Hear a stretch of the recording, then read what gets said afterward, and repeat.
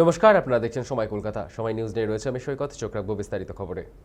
গ্রেপ্তার ব্যারাকপুর পুরসভার 20 নম্বর ওয়ার্ডের তৃণমূল কাউন্সিলর তথা পুর পরিষদ সদস্য নৌশাদ আলম। পুলিশ সূত্রে খবর, মঙ্গলবার হাওড়া স্টেশন থেকে তাকে গ্রেপ্তার করে টিটাগড় থানার পুলিশ। নির্বাচনের পর থেকেই তিনি ভিন রাজ্যে গা ঢাকা দিয়েছিলেন বলে জানা গিয়েছে।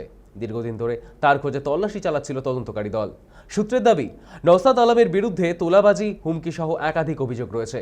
গ্রেপ্তারের পর তাকে টিটাগড় থানায় নিয়ে আসা হয়।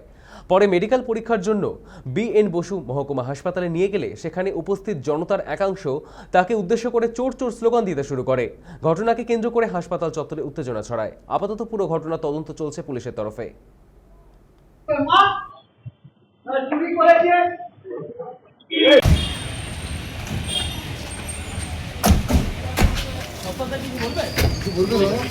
দাদা কিছু বলবে?